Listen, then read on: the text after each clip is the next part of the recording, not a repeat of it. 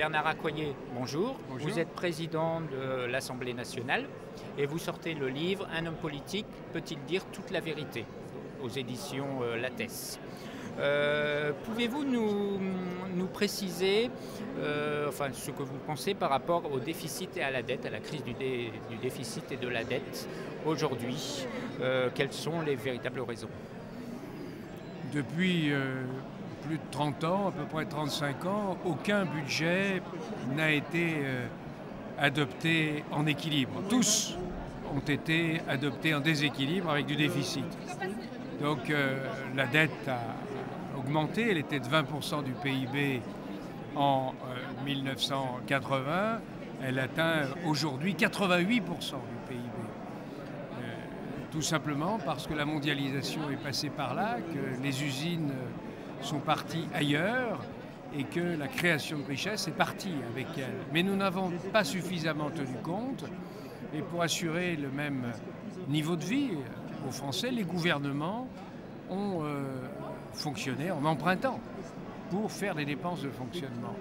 Et puis est arrivée la crise de 2008 et afin que le tissu industriel, le tissu économique, les savoir-faire ne soient pas perdus, tous les États, comme la France, ont dû emprunter davantage sur une année en particulier. Et cela nous a amené à un niveau, avec d'autres pays qui sont beaucoup plus critiques que nous, dans une situation beaucoup plus critique que nous, à un niveau qui est devenu tel que les prêteurs ont des doutes sur les capacités de remboursement des États, en tout cas d'un certain nombre d'États. On le voit, c'est caricatural pour la Grèce, mais c'est le même problème, à un moindre degré heureusement pour le Portugal, et il y a eu des problèmes avec l'Italie. Les choses ont l'air de s'arranger maintenant grâce aux décisions du sommet du 9 décembre. Néanmoins, la problématique, c'est celle-ci. Et la conséquence à en tirer, c'est que les gouvernements doivent avant tout maîtriser la dépense publique, diminuer la dépense publique.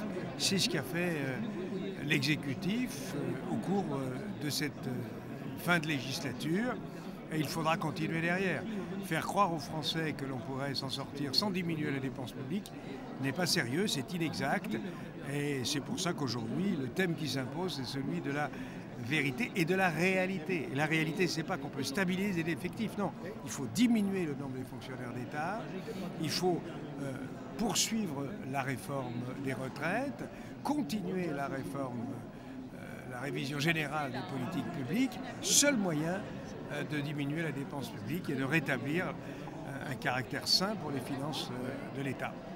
Alors ce sont des mesures difficiles à faire passer vis-à-vis du citoyen, mais il y a aussi les entreprises. Est-ce que le pouvoir politique, est-ce que les politiques ont un réel pouvoir vis-à-vis des grandes entreprises et qui sont internationales maintenant et qui ont des forts lobbies?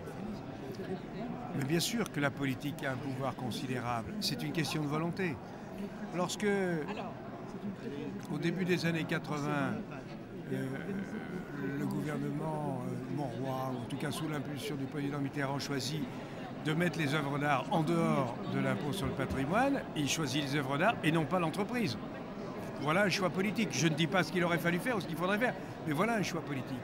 Donc il est tout à fait erroné d'imaginer que les pouvoirs politiques n'auraient pas le pouvoir de relancer l'innovation, l'industrie, l'économie, l'emploi.